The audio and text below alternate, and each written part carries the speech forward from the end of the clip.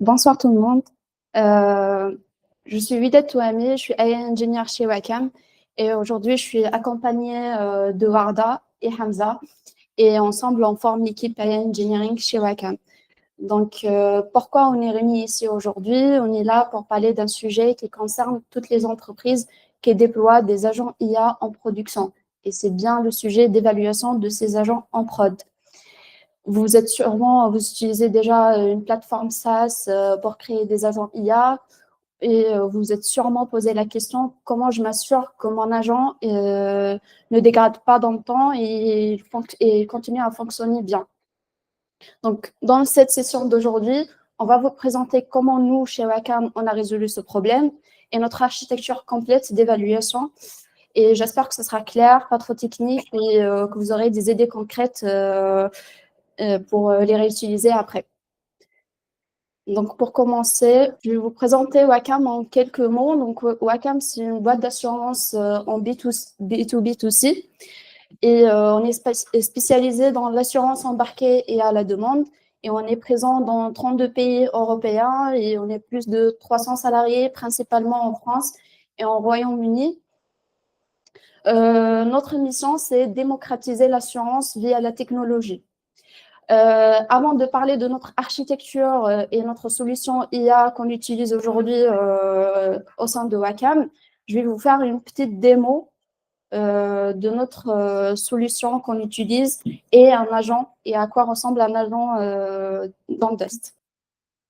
Donc, comme vous pouvez voir, nous, on utilise Dust chez Wacom. Donc, Dust, pour ceux qui ne connaissent pas, c'est une plateforme d'agents IA qui est française et qui nous permet de créer des agents, de configurer des agents et déployer des agents qui sont adaptés à nos besoins métiers.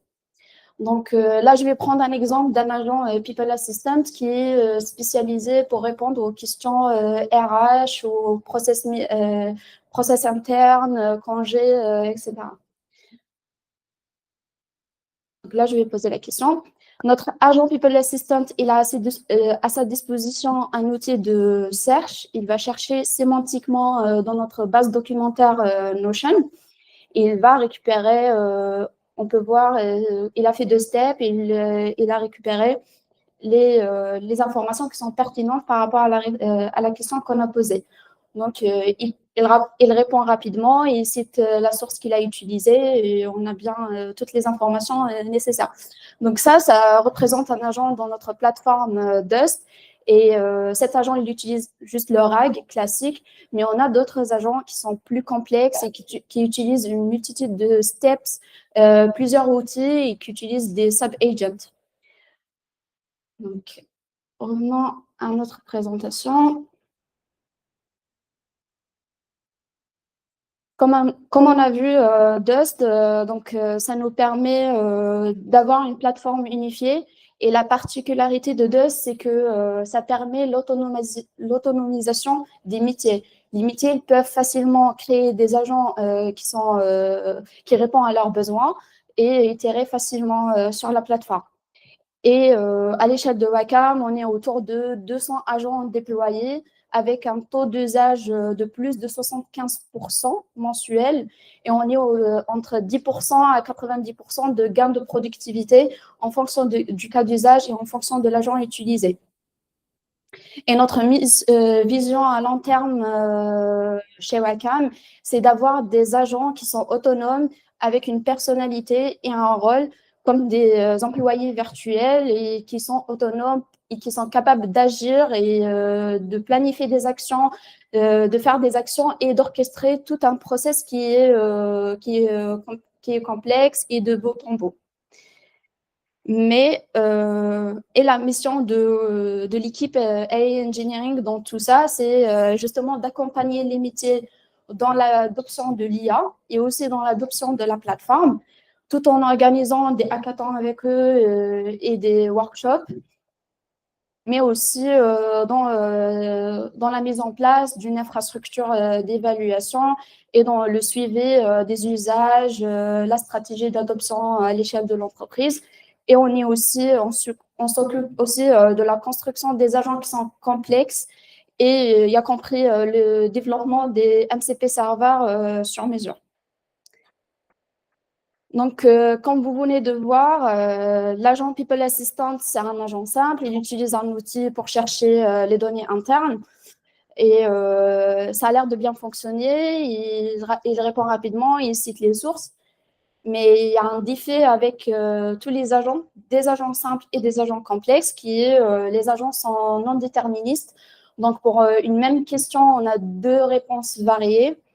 Et à l'échelle, on est confronté aux modèles qui changent, les données qui bougent et aussi aux différentes cas d'usage qui se multiplient.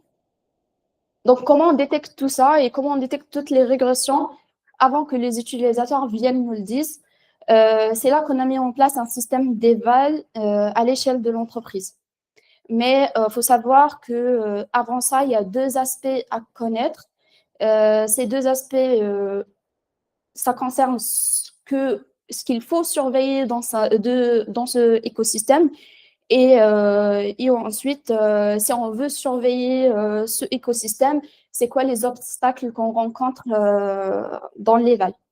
Donc, on va commencer par l'écosystème d'un agent. Un agent, ce n'est pas un simple modèle, c'est un écosystème complexe qui contient trois briques essentielles. Donc, on trouve la source de données, le modèle dans le centre et les outils qu'il utilise.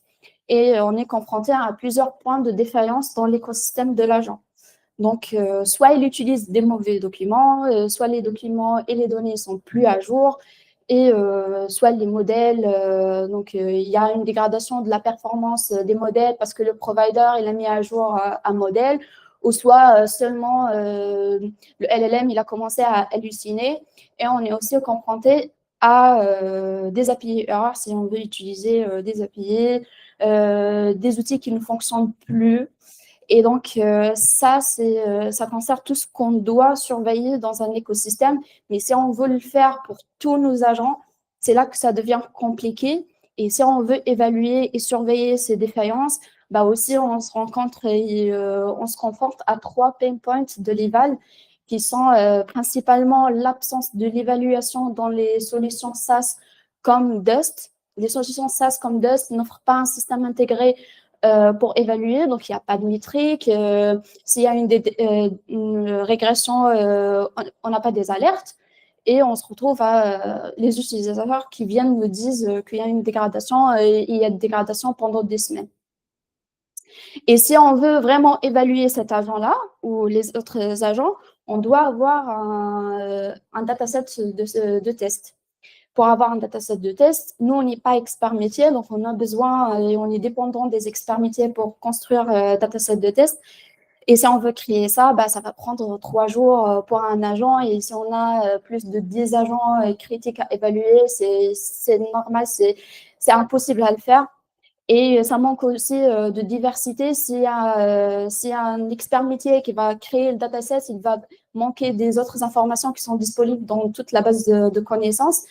Et si on veut, par exemple, dire, OK, nous, on veut investir ces 3 jours pour créer cette dataset, mais sachant que d'ici 6 mois, cette dataset, elle va être obsolète et on doit la maintenir à jour. Et pour la maintenir à jour, ben, on a besoin 3 fois... le coût de la maintenance, ça sera 3 fois plus cher que le coût de la création initiale. Et là, on ne peut pas aller à l'échelle pour évaluer plusieurs agents. Et on se retrouve avec une évaluation qui ne sert à rien, avec des faux positifs et des faux négatifs partout. Et donc, pour faire face à ces pain points et tout ça, nous, on a construit une archi globale. Notre archi, elle constitue de trois principaux axes principaux. Donc, on a la génération automatique de datasets. Cette génération, ce qu'on fait, c'est qu'on génère synthétiquement des datasets de tests avec des agents spécialisés et des workflows automatiques. Ça permet de résoudre le problème de génération manuelle. Et ensuite, on a la validation humaine. Donc là, on a besoin de l'expert métier qui vient valide, modifier ou rejette les questions-réponses qui ont été générées. Et on va diminuer la dépendance au métier, mais on laisse toujours l'humain dans la boucle pour ne pas perdre le sens métier. Et on a enfin notre brique d'orchestration et d'évaluation. C'est via aussi des workflows automatisés qui font lancer l'agent spécialisé sur le dataset qu'on a créé automatiquement. Et enfin, on aura tous les métriques agrégées dans un framework d'observabilité. Donc, pour commencer, pour aller plus en détail, donc le premier pilier, c'est la génération automatique de datasets, de questions-réponses. C'est via des agents spécialisés dans Dust et aussi via des workflows automatisés. Pour le faire, c'est simple. On part de notre knowledge base et on demande à l'agent de créer des sets de questions-réponses en se basant sur ces documents-là.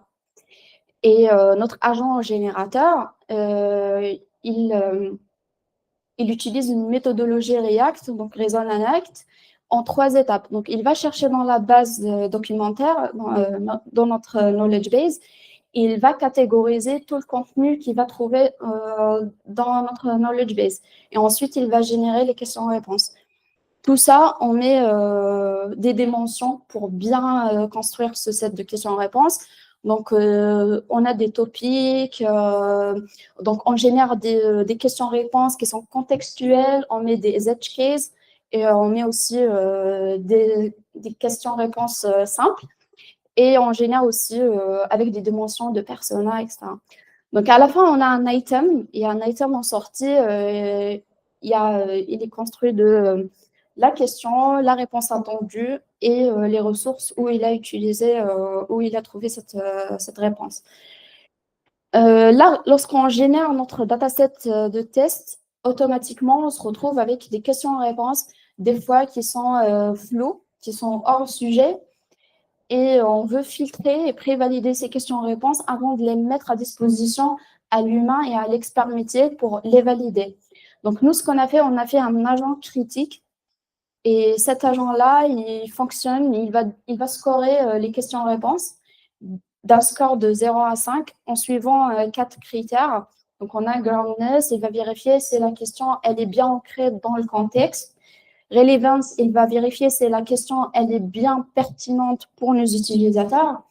Et standalone, si elle est compréhensible sans contexte ajouté.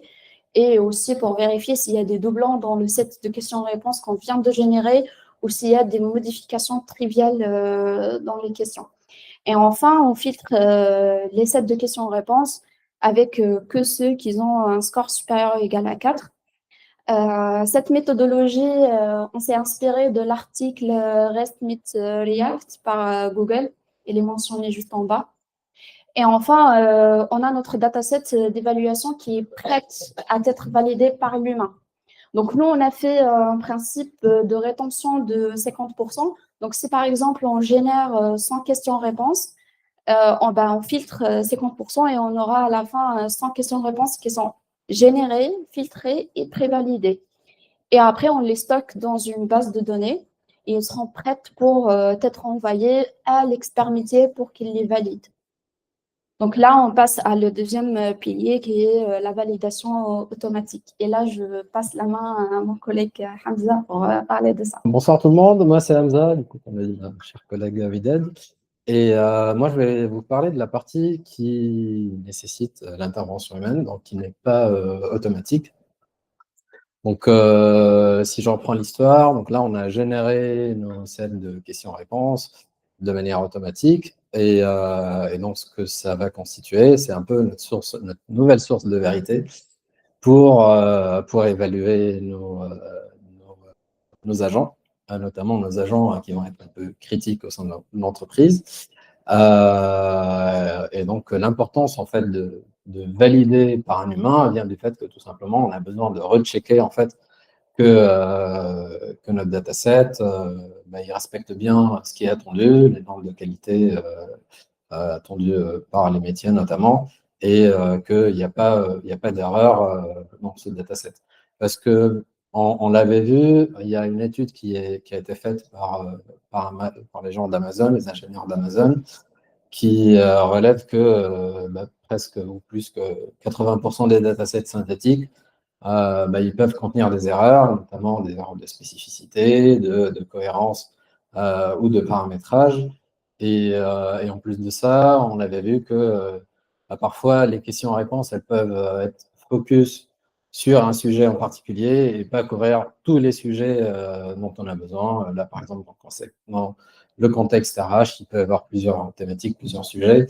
Donc, on veut bien que les questions elles soient bien réparties sur tous les sujets possibles.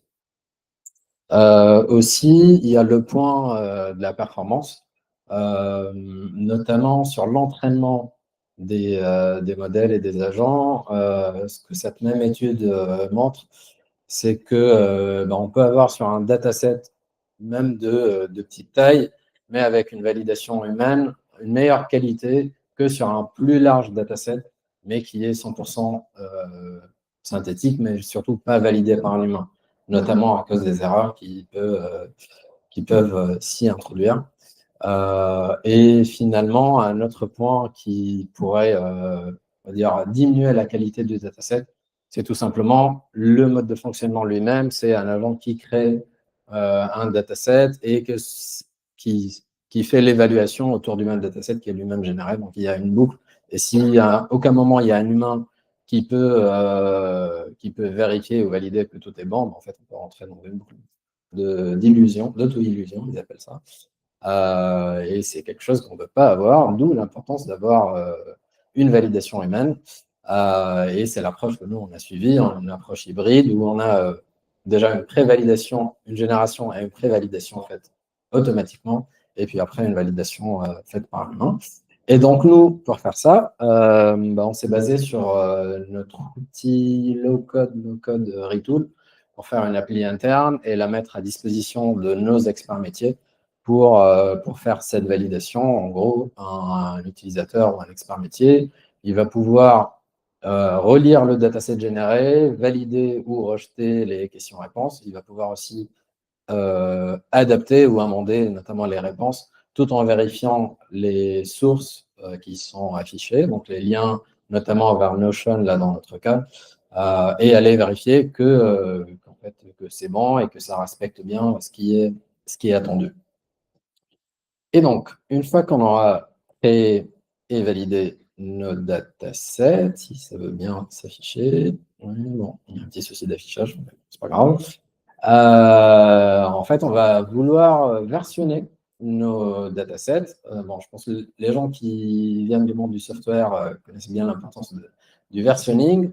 Mais en gros, ce qu'on va chercher à avoir, notamment dans le versionning de nos datasets, c'est cette capacité à reproduire les choses, donc à reproduire les résultats notamment, et à suivre à chaque fois la performance, si jamais entre une version et une autre, il y a soit une dégradation ou juste une évolution des perfs, pouvoir suivre cela.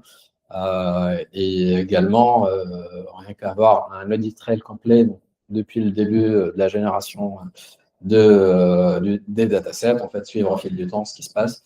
Et demain, s'il y a un quelconque besoin d'aller fouiller dedans et voir ce qui se passe, on a tout ce qu'il faut pour pouvoir le faire.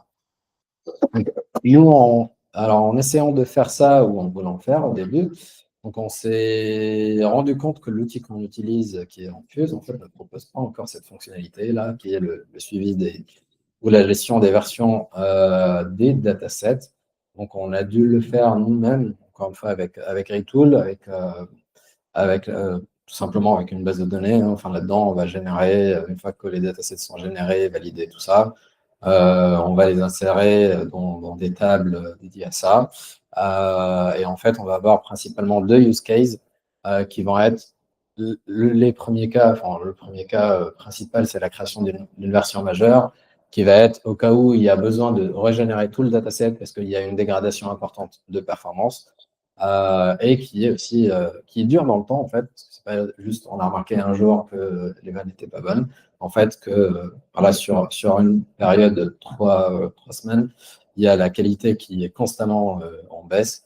On va générer un autre dataset, le soumettre à la validation humaine et créer et l'enregistrer donc dans dans LangFuse et dans notre base de données. Et le deuxième cas, c'est lorsqu'il y a une dégradation sur une partie du dataset. Là, on va plutôt soit inviter l'expert métier à faire une mise à jour à la main des réponses et pareil, l'enregistrer et créer une version mineure, ou même on a mis en place la capacité de régénérer une réponse à une question ou à plusieurs questions. Et pareil, ça va nous amener à créer une nouvelle version mineure et lancer pareil, la soumission dans LangFuse et l'enregistrer dans la base de données avec le format, bien sûr, pour pouvoir retrouver après et refaire le lien avec l'encodage, on va dire, du dataset name, qui est dataset name add version. Et voilà. Et donc ça va nous amener après à la phase d'évaluation elle-même sur LangFuse que va présenter Warda. Bonsoir à tous. Parfait, maintenant on a notre dataset qui est généré, versionné et stocké. On passe au round d'évaluation. Rappelez-vous, on a dit qu'on a un des pain points de l'évaluation, c'est qu'on ne peut pas détecter une régression silencieuse dans le temps. Et c'est là qu'intervient notre système d'observabilité de monitoring qui est composé de rounds d'évaluation. Tout commence par Prefect, en haut à gauche. Prefect, c'est notre outil d'orchestration. Il nous permet de lancer des flows, de les scheduler et aussi de générer des alertes. Ce flow Prefect appelle le Dust API avec une query qui prend la question d'un dataset dans l'appel et appelle l'agent qu'on veut évaluer. Cet agent-là répond avec des métadatas. Donc, ces métadatas consistent des documents qu'il a utilisés, des tools qu'il a appelés et sa chain of thoughts. Une fois qu'on a tout récupéré, on les stocke sur LangFuse. LangFuse, c'est notre plateforme open source d'observabilité et c'est là qu'on crée nos traces. Ces traces prennent la QA Ground Truth, la réponse générée et les métadatas. Une fois qu'on enregistre ces traces, on lance des évaluateurs. Ces évaluateurs consistent de LLM as a Judge et Custom Metrics. Ces Custom Metrics, c'est qu'on code nous-mêmes et les LLM as a Judge, c'est des LLM qu'on prompte pour qu'ils évaluent ces questions-réponses. On va parler dans la prochaine slide plus en détail. Et par la suite, une fois que tous les scores ont été calculés et agrégés, on reçoit une alerte Slack qui nous donne le lien vers ces traces-là et aussi nous informe s'il y a eu un problème et nous donne le score global. Comme vous pouvez le voir, on a eu 0 intervention humaine et tout tourne chaque soir pour People Assistant. On a comme exemple ici, pour novembre 2025, on a lancé 100 QA évalués par run. On a eu 85 d'accuracy moyenne et une seule régression détectée en production, avant qu'elle atteigne les métiers. Maintenant, parlons de métriques concrètes, parce qu'on a beau dire qu'on évalue, mais on évalue quoi au juste? On a des métriques LLM as a Judge, qui consistent en Answer Relevance, Answer Faithfulness et Context Relevance. Answer Relevance, c'est pour voir si la réponse a bien adressé la question. Answer Faithfulness, c'est pour savoir si la réponse a été fidèle au contexte. Et Context Relevance, c'est pour savoir si les documents récupérés par l'agent respectent et répondent à la question. Ensuite, on a nos métriques qu'on a codées nous-mêmes. C'est dans le flow Prefect. On a la sémantique similarité, l'exact match, source citation et JSON correctness. Sémantique similarité, c'est pour vérifier qu'il n'y a pas une grande différence entre la réponse générée et la réponse dans notre ground truth. Ce qui est bien dans LangFuse, c'est qu'on peut écrire des instructions nous-mêmes pour l'agent qui évalue. Et c'est là qu'on a eu un défi. On a fait pas mal d'essais et de benchmarks parce qu'une template générique offerte par LangFuse rate les nuances métiers dans nos agents. Et donc, on a décidé d'écrire nous-mêmes et de tester. Et on a trouvé que la meilleure prompt d'évaluateur, consiste à avoir des few short examples et grading notes. Grading notes a été inspiré de Databricks Evaluators et ça consiste à donner une checklist à l'agent pour qu'il puisse savoir quoi évaluer dans la réponse. Il agit comme un correcteur d'examen. Et c'est là qu'on garantit que notre évaluation est robuste et complète. Et on a aussi dit que sur DOS, on a des agents qui varient en complexité. On a des agents simples et des agents complexes. Ces agents complexes-là utilisent pas mal d'outils. Et c'est là qu'interviennent les métriques en rouge. C'est des métriques qu'on a spécifiées pour les agents complexes pour vérifier qu'ils ont appelé les bons outils avec tool correctness, qu'ils ont bien exécuté et bien appelé ces outils-là avec execution success, et aussi qu'ils ont effectué les bons steps de manière optimale avec step efficiency. Maintenant qu'on a vu les trois piliers, on passe à l'architecture technique complète, qui commence par notre Wakami, l'expert métier. À gauche, notre Wakami se rend à la plateforme Retool, il valide le dataset généré, et une nouvelle version est créée. Cette version est stockée sur Longfuse et Retool, et c'est là que Prefect prend le relais. Il récupère la dernière version et lance un round d'évaluation. Ce round d'évaluation, comme on l'a dit, chaque question et réponse du dataset et lance les LLM as a judge et les métriques qu'on a spécifiées. Et c'est là qu'on voit dans la capture nos scores ainsi que les métriques et des étapes granulaires, on a la retrieval et la génération. Dans un mois, on collecte environ 5800 traces pour l'agent People Assistant. Je vais vous montrer concrètement à quoi ressemble Longfuse. À gauche, on a des colonnes sur lesquelles on peut filtrer. On peut filtrer par exemple sur les scores numériques, quelles traces ont eu un search faithfulness supérieur à 0,5. Et on peut sélectionner une question pour la voir en détail. Une trace contient la question, la réponse et la réponse générée par l'agent. Et on peut cliquer sur les spans, qui sont les étapes, comme retrieval, pour voir les contextes renvoyés par l'agent. Et on peut également voir le commentaire du LLM qui a évalué et qui a affecté un score à une des métriques. Voilà. Mais tout ceci n'a pas fonctionné dès le premier pas. On a appris en cours de route et on a quelques leçons apprises à vous partager. La première leçon, c'est qu'il faut commencer petit et escaler après. On a prouvé d'abord le ROI sur un seul agent critique avant d'industrialiser. Et aussi, il faut mettre les métiers au centre, plus une feedback loop continue. On a construit avec nos experts métiers ce système. D'ailleurs, c'est eux qui nous ont inspirés à avoir la plateforme Retool pour qu'ils valident facilement les datasets.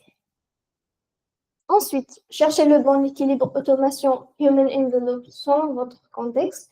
Nous, on a rajouté les humans dans l'étape validation après avoir validé un set de datasets avec des agents et investissez dans l'observabilité dès le premier jour et versionnez tout ce qui peut impacter la qualité également, comme les datasets.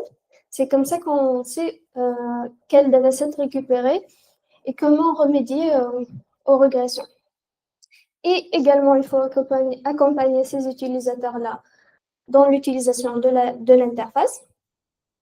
Et les trucs à éviter, c'est d'adapter et ne pas adopter, parce que nous, on s'est inspiré de pas mal d'articles et de blogs, ainsi que des papiers, mais on n'a pas copié les implémentations. On a choisi nos plateformes qu'on utilisait déjà en entreprise comme Prefect, et le but final était le même. Et aussi, Utiliser des évaluateurs custom au lieu d'utiliser des évaluateurs génériques pour ne pas rater les nuances métier.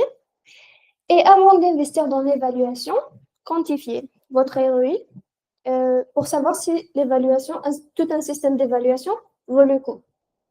Notre approche à nous, c'est pour garantir la qualité à l'échelle, c'est l'automatisation, l'expertise métier et l'observabilité. Pour nos prochaines étapes, on compte versionner les prompts d'agents et les intégrer dans notre plateforme d'observabilité. On compte étendre l'évaluation à tous les agents critiques. Paramétrer également les seuils dynamiques parce que les seuils que vous avez vus d'alerting étaient fixes. Et aussi faire un focus sur les coûts d'évaluation, les coûts de LLM as a judge et les appels appuyés à DAS dans un seul dashboard sur l'Enfuse également. Et voici une récap du glossaire technologique. On y voit Prefect, Retool, DeFi et l'Enfuse, ainsi que les références que nous avons utilisées. Nous avons créé ces slides avec SlideDev, Cursor et Claude 4.5 Sonnet. Et on est prêt à vos questions.